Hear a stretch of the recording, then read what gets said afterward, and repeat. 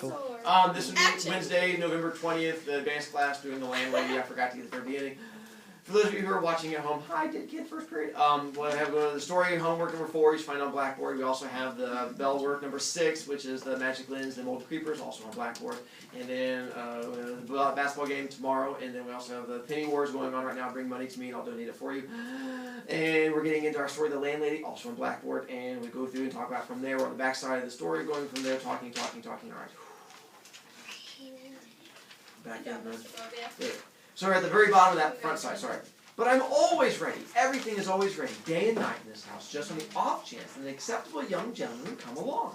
And it is such a pleasure, my dear, such a very great pleasure, when now and again I open the door and I see someone standing there who is just exactly right.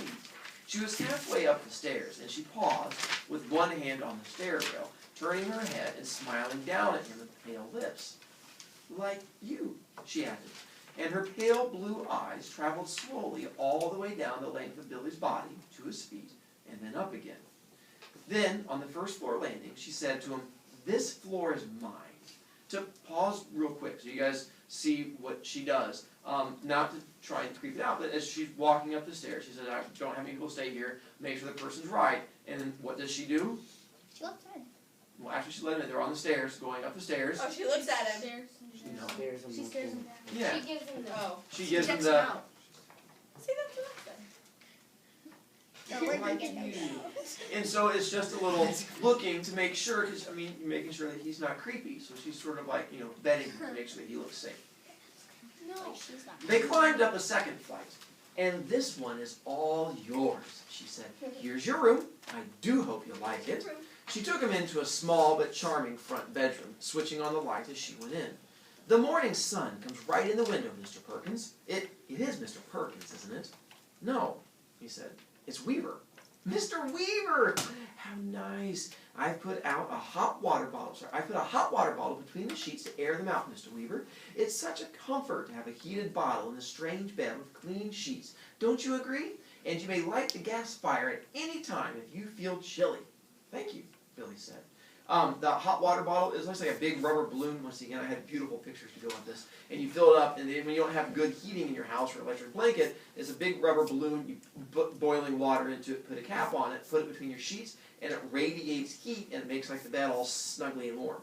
Wrinkles? Hey, wasn't this one episode on SpongeBob where Squidward had that, and then it was like mushing around? They thought it was an alien. Yeah, it's the same thing. Oh, So goodness. they don't use them nowadays because we have things like heat and electricity. But one time, you didn't have a lot of those things. You'd use that to help out. Stephanie? Why'd you call him Mr. Perkins? That's a good question. She's a nut lady. "Thank you," Billy said. "Thank you ever so much." He noticed that the bedspread had been taken off the bed and that the sheets had been neatly turned back on one side, all ready for someone to get in. "I'm so glad you appeared," she said, looking earnestly into his face. "I was beginning to get worried." "That's all right," Billy answered brightly. "You mustn't worry about me." He put his suitcase on the chair and started to open it. "What about supper, my dear? Did you manage to get anything to eat before you came here?" "I'm not a bit hungry, thank you. I think I'll just go to bed as soon as possible, because tomorrow I've got to get up rather early and report to the office." "Very well, then. I'll leave you now so that you can unpack.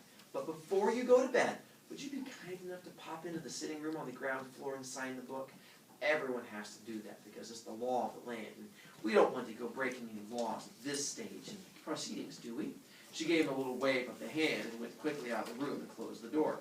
The book that she's talking about is the register. When you go and sign it to go to a hotel for tax purposes, you have to register so they can keep track of everything. She's like, make sure you sign in, so we don't want to go breaking the law at this point. Now the fact that his landlady appeared to be slightly off her rocker didn't worry Billy in the least. After all, she's not only harmless, there's no question about that, but she was also quite obviously a kind and generous soul. He guessed that she'd probably lost a son in the war or something like that and never gotten over it. So, a few minutes later, after unpacking his suitcase and washing his hands, he trotted downstairs to the ground floor into the living room. His landlady wasn't there, but the fire was glowing in the hearth, and the little dachshund was still sleeping in front of it. The room was wonderfully warm and cozy.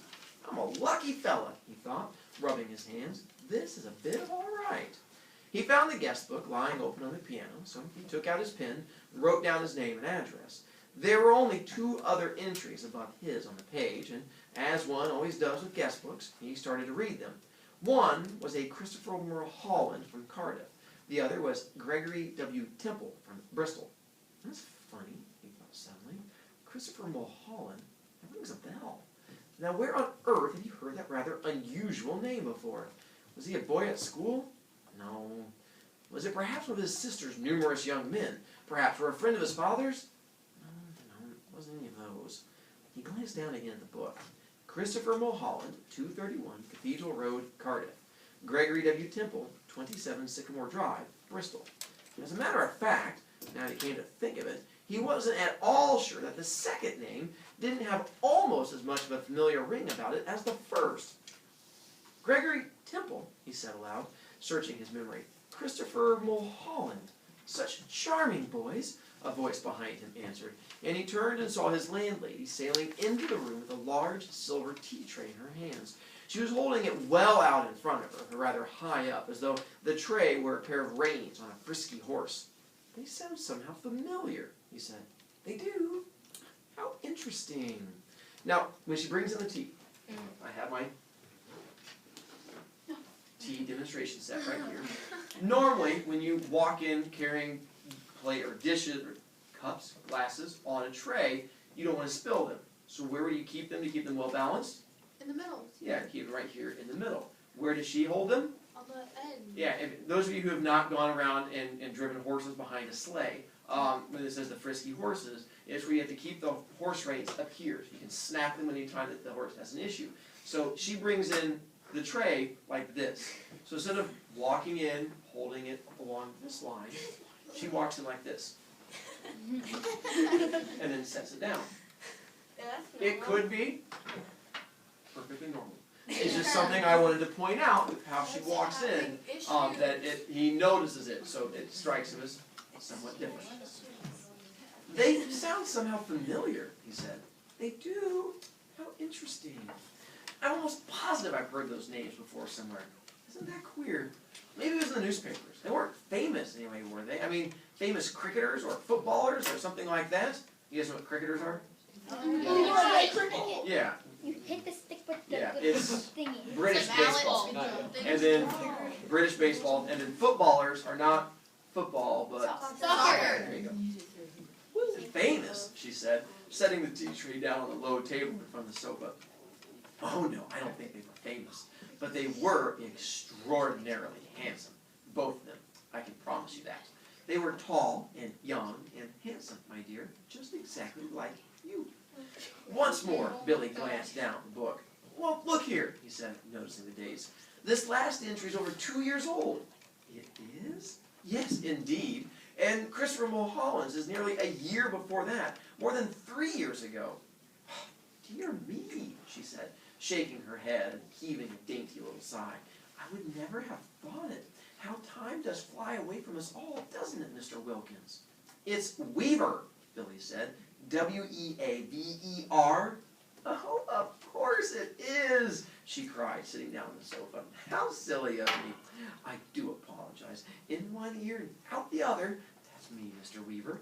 You know something, Billy said. Something that's really quite extraordinary about all this. No, dear, I don't. Well, you see, both of these names, Mulholland, Temple, I not only seem to remember each of them separately, so to speak, but somehow or other, in some peculiar way, they both appear to be sort of connected together as well, as though they were both famous for the same sort of thing, if you see what I mean, like Dempsey and Tunney, for example, or Churchill and Roosevelt. Churchill and Roosevelt, Roosevelt, leader of America, World War II, Churchill, leader of England during World War II. So they're always mentioned together as being like the leaders of the big Allied powers. Dempsey and Tunney were two big boxers, and they kept having these rematches. They were like the big throwdown battles of the century. And so anytime you heard Dempsey, you heard Tunney, or Tunney, Dempsey, they always went together. How amusing, she said. But come over here now, dear, and sit down beside me on the sofa. I'll give you a nice cup of tea and a ginger biscuit before you go to bed. You really shouldn't bother, Billy said. I didn't mean for you to do anything like that. He stood by the piano, watching her as she fussed about with the cups and saucers. He noticed that she had small, white, quickly moving hands and red fingernails. I'm almost positive it was in the newspapers I saw them, Billy said. I'll think of it in a second. I'm sure I will.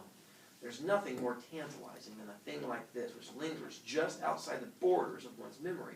He hated to give up. Now, wait a minute, he said. Wait just a minute. Mulholland. Christopher Mulholland. Wasn't that the name of the Eton schoolboy who was on a walking tour through the West Country? And then all of a sudden, milk, she said, and sugar? Well, yeah, please. And then all of a sudden, Eton schoolboy? Oh, no, my dear, that can't possibly be right, because my Mr. Mulholland was certainly not an Eton schoolboy when he came to me. He was a Cambridge undergraduate. Come over here now and sit next to me. Warm yourself in front of this lovely fire. Come on, your tea's all ready for you. She patted the empty place beside her on the sofa, and she sat there smiling at Billy, waiting for him to come over. Seriously? Really? I have the second part right here. Oh, okay. Don't freak out too much. I'm gonna give it Why to don't you. we get the second one? I'm going to in a moment, but I don't trust you guys to try to just run straight to the end. By the way, one of the words that define suspense. What's the definition of suspense? Ooh. Sweater? You're like on the edge of your seat. Yeah, sort of like when someone stops reading and you get that whole angry feeling on Yes. the Like, are you sleeping? I'm demonstrating how. By the way, so far, is there any evidence besides me telling you that she's creepy? Because for all you know, I've had first period try to plant it into your head. I gave you a perfectly normal story, and I said, let's see if we can mess with people and give you a normal story and then try to bias you and make you think it's creepy. Because so far, Bono, She's like wanting him to get close to her at the end. she's lonely. Sit here No. next to me. No one's Old that people never say sit next to me. She's like, come here, dear, sit next to me, your cup's already. Changing the Heaven forbid she was friendly and offered him something to drink. I'll give you that. Yeah, it's Sorry? trying to change the subject, but someone doesn't get She's still trying to reach point. She's really committed this week. Go ahead, dear. So she probably is like one of those creepy ladies who doesn't remember anything, and he probably looks like Mulholland and Temple, and she just kind of sits there all day and waits for them to come back, but they never come back, and So she misses them? no, she's creepy. She killed them. Night? Well, do you really expect us to believe that it's supposed to be a nice little story because you don't read stories? Could be. Maybe this is the one time I saved it to the end so I completely mess with you and I gave you a normal story and I want you guys to find the creepy thing there. No, because That's you don't not read there. normal stories. We have to keep going. We have 2 minutes left. It's 25 minutes. I really want to talk. I know I'm feeling like, but trust me, you want me to get done. He crossed the room slowly, and because you can get really angry when you find out it's completely normal. You want to throw. He sat across the room slowly and sat down on the edge of the sofa. She placed his teacup on the table in front of him. There we are, she said. How nice and cozy this is, isn't it? Billy started sipping his tea. She did the same for half a minute or so. Neither of them spoke. But Billy knew that she was looking at him. Her body was half turned towards him, watching him over the rim of her teacup. Now and again, he caught a whiff of a peculiar smell that seemed to emanate directly from her person. It was not in the least unpleasant, and it reminded him, well, he wasn't quite sure what it reminded him of. Pickled walnuts? New leather? Or was it the corridors of a hospital? At length, she said, Mr. Mulholland was a great one for his tea. Never in my life have I seen anyone drink as much tea as my dear, sweet Mr. Mulholland. I suppose he left fairly recently, Billy said. He was still puzzling his head about the 2 names. He was positive now that he had seen them in the newspapers and the headlines. Left? She said, arching her brows. My dear boy, he never left. He's still here. Mr. Temple's also here. They're on the 3rd floor, both of them together. Billy set down his cup slowly on the table and stared at his landlady. She smiled back at him, and then she put out one of her white hands and patted him comfortingly on the knee. How old are you, my dear? She asked. 17. 17! That's the perfect age. Mr. Mulholland was also 17, but I think he was a trifle shorter than you are. In fact, I'm sure he was, and his teeth weren't quite so white. You have the most beautiful teeth, Mr. Weaver. Did you know that? Ah, they're not as good as they look, Billy said. They've got simply masses of fillings in the back. Mr. Temple, of course, was a little older, she said, ignoring his remark. He was actually 28, and yet I never would have guessed it if he hadn't told me. Never in my whole life. There wasn't a blemish on his body. A what? Billy said. His skin was just like a baby's. There was a pause. Billy picked up his teacup and took another sip of his tea. Then he set it down again gently in the saucer. He waited for her to say something, but she seemed to have lapsed into another of her silences. He sat there, staring straight ahead of him into the far corner of the room, biting his lower lip. "That parrot," he said at last. "You know something? It had me completely fooled when I first saw it through the window from the street. I could have sworn it was alive. Alas, no longer.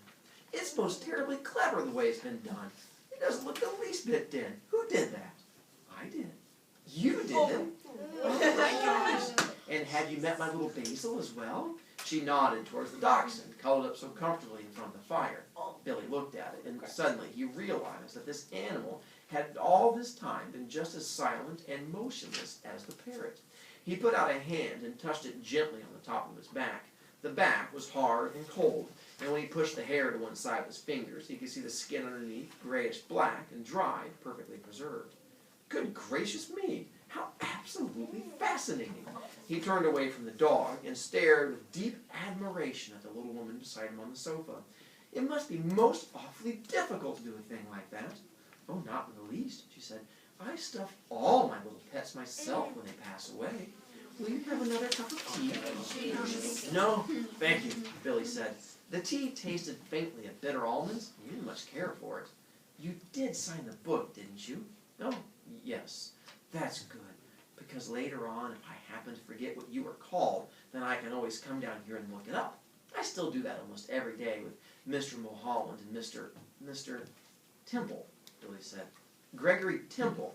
Excuse my asking, but haven't there been any other guests here except them in the last 2 or 3 years?" Holding her teacup high in one hand, inclining her head slightly to the left, she looked up at him out of the corners of her eyes and gave him another gentle little smile. "No, my dear, only you." You made And it then end it stops. 4 times creepier with that voice of Wait, yours. that's the end of the entire story. That's the end of the whole story. That's all you need. Now when you go back, and the foreshadowing plays a big thing. It's a boring story. Wasn't as creepy or interesting? I know She it's just awesome. murdered the dude. Now, No, she didn't. Not yet. What? so now, when we go back, that's why we get to talk, to try and help you out. With the story, and what we have happening in there, we find out, one, at the very end, with the little pet dog. What do we find out about the pet dog? Stuff's dead. It's dead, and it's been taxidermy, stuffed. And who did she have stuffed it? Herself. Specifically, what did she say about that part? She did that thing. She says, I I stuff all of my pets when they pass away. And then some of the little comments that she starts making. We find out about Temple and Mulholland.